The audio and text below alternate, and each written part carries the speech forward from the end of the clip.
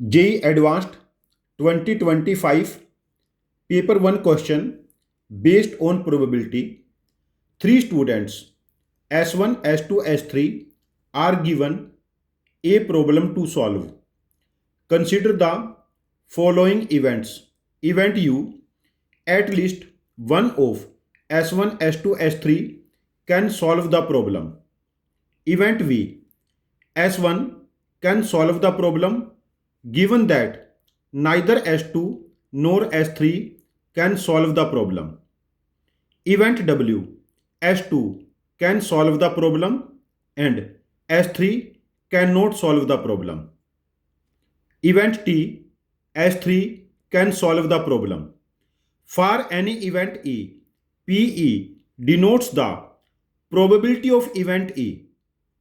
If probability of event U is 1 by 2, probability of event V is 1 by 10, probability of event W is 1 by 12, then we have to find probability of event T.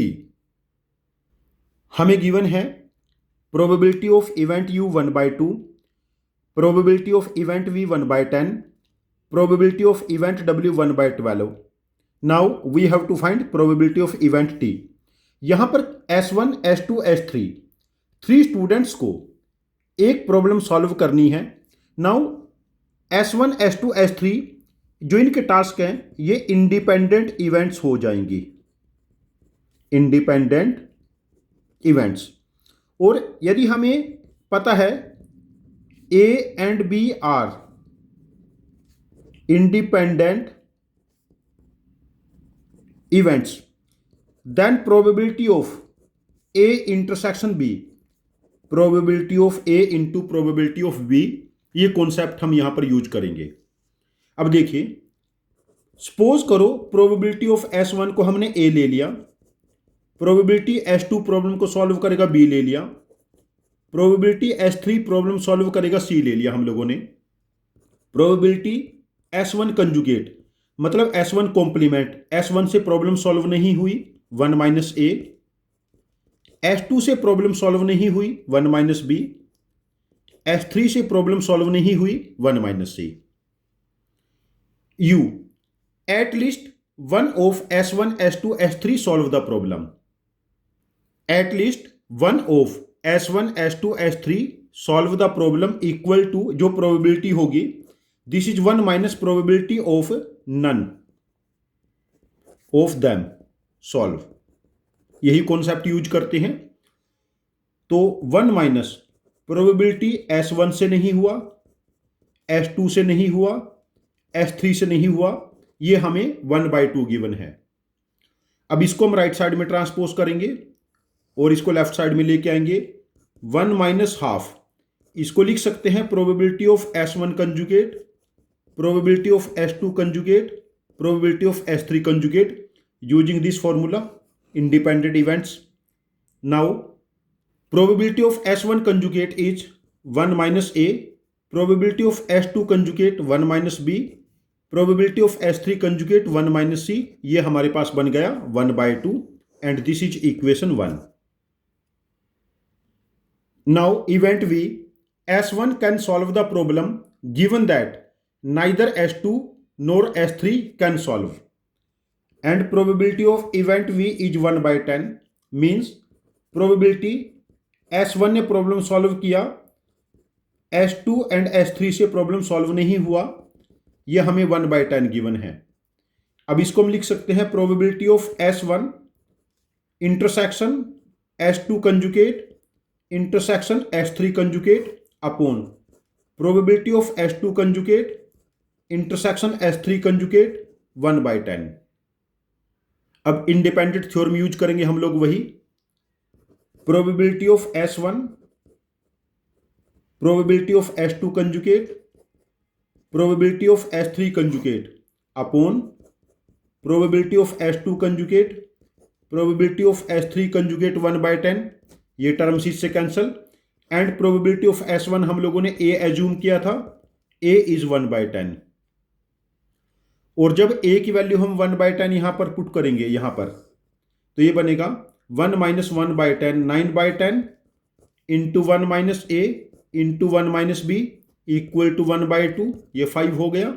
Sorry 1 minus B 1 minus C, A की जगह तो हम लोगों ने put कर लिया 1/10, तो 1 minus B into 1 minus C, ये बना 5/9। 1 minus B into 1 minus C equal to 5/9। A हमारे पास आया था 1/10, 1 minus B 1 minus C 5/9। W, S2 can solve the problem and S3 cannot solve the problem. Probability of W, probability of S2 solve the problem but S3 cannot solve the problem. And probability of W given है 1/12। अब यहां से देखिए, इसको लिख सकते हैं probability of S2 into probability of S3 conjugate 1/12.